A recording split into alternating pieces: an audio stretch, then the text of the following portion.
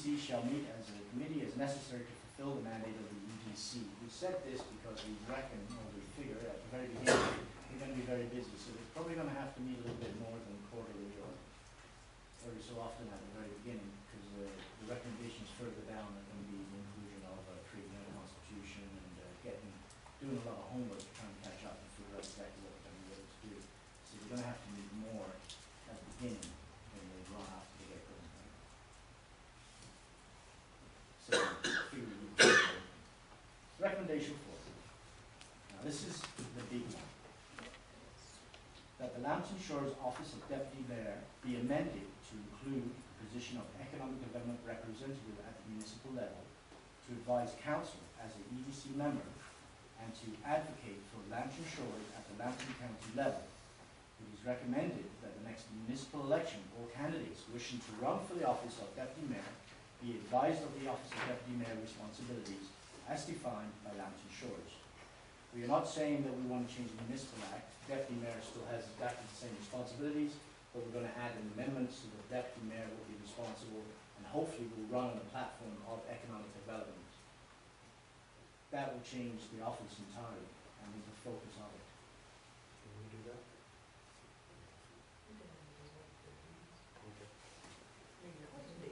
No, but Not mandated, but it's a suggestion. Councillor Russell? When I read this a couple of weeks, whatever, I was just completely floored by this, and not because the deputy that exists, but excuse me for saying that, but because I think we've always had the deputy, which some county places don't have. So we have a luxury, a second member, right, the voting, et cetera, but it really went to that real issue that since I've been back, it was talked about too much, that the schlep, all these different, you know, the county people are more tuned into that, and it kind of, it's a formal way of kind of breaking the logjam in a way. Having, you're not necessarily going to get the deputy on the report, right, Bill, if I'm not mistaken? It's pretty well given that that won't happen, right? Isn't The that warden true? sits on one of the boards. Yeah, the warden does, yeah.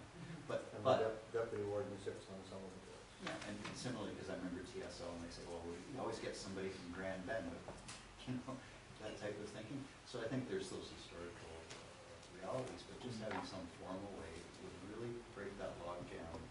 I remember Ruth saying one time about, we talked about this when I got on council, and we, you know, and a lot of money goes into the county EDC coffers, doesn't it? So I don't know, it's a refreshing way of looking at it, I think. Councillor Stuck? When we did our first strategic planning, we got through, we got the values and the different things done. It came back to the number one item was economic development. With most of the businesses, I had the pleasure of doing River Wash or Frank's and a part of Grand Bend with a little help from other people. In talking to some of the businesses, they feel that economic development hasn't been pushed forward.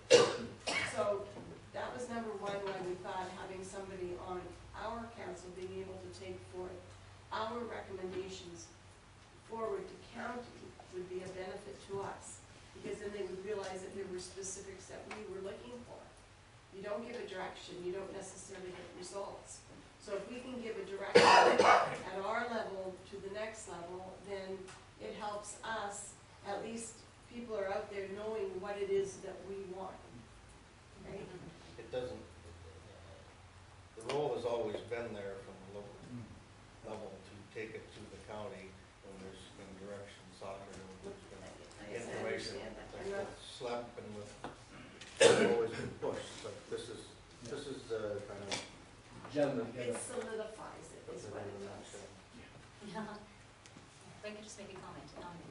I think it's an interesting proposal, not because I'm the deputy mayor in this situation, but one thing is that I do notice that I hear of things that have happened at TSL, particularly SLEP, that they have targeted Sarnia, and you wouldn't generally our municipality and our council wouldn't be aware of these things happening, but that you're on county council. So you see, there's accountability and there's opportunity that only comes to you because you're sitting in that discussion and that you're simply present when the issues arise. So I do see its place that one of the representatives that are on the county council be the at least the chair of this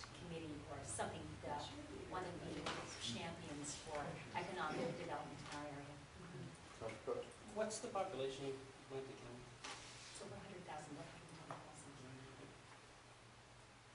110,000. And our population of Atlantic Shores is part of about 11 as well. So we're about 10%. So I guess not being, trying to throw water in the fire here, we're getting 10% return on, do we get 10% return on what we're putting into TSL or SLAP, if that's what we're putting into it? We're paying about 13 or 14%. Exactly, of so I guess so- Not saying we shouldn't do it or shouldn't do it. Their focus is never gonna be Atlantic Shores, No. because we're only a small percentage of what they do.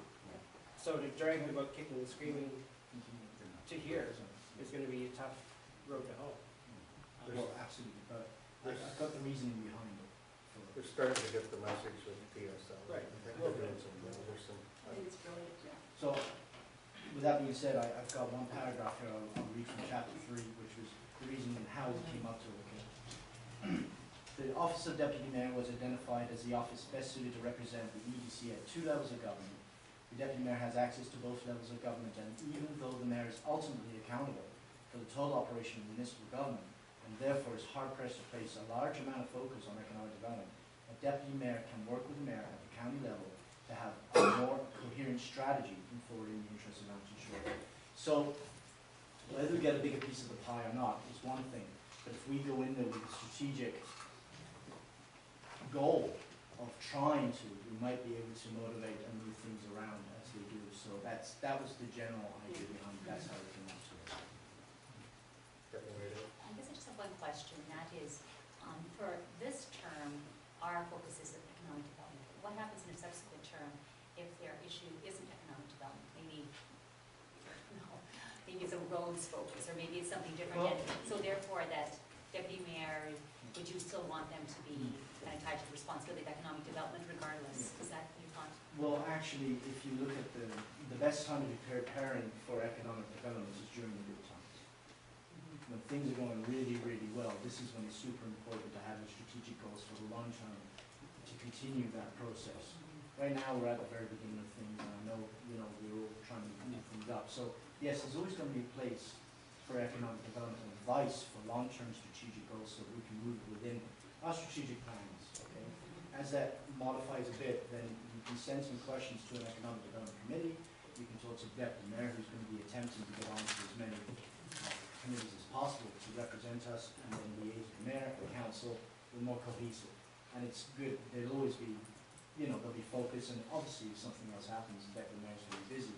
But economic development, basically, is social development, economic development, it's all going to be tied together, so it's all going to be very important. Dr. Scott?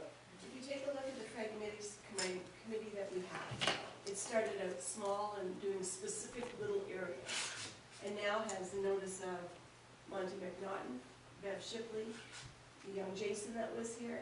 As we walked out the door, he had some very positive things to say about the conversation with Brent and the 2 reps. So all of a sudden, we are now being noticed, and we are being seen as a person that's in the forefront of the item. We're moving ahead. If we take economic development and give a role to our deputy mayor, and they go in there, and if roads become the focus next time, without good roads, people aren't going to move here. Like, all of it is tied into everything we do. It's all about the well-being, the safety, the caring, the et cetera of the people and the things that are there. So if we start small and move forward, then we're somebody speaking out. But by not having a role there, we get it sporadically. So we're going to do this time, so then you go and speak about it. Or council directs you to go and speak about it. At least constantly, if somebody's there with a little bit, even if it's just a report on what's happening here, we could end up being another group that's at the forefront that people are looking up to and giving a different type of respect to by being a leader. Just along those lines, I think it's a brilliant recommendation, and the reason I think it's brilliant is, you said, causes need champions. And I think this is part of the issue with council. Sometimes it's left up to the mayor to be the champion just de facto as the CEO.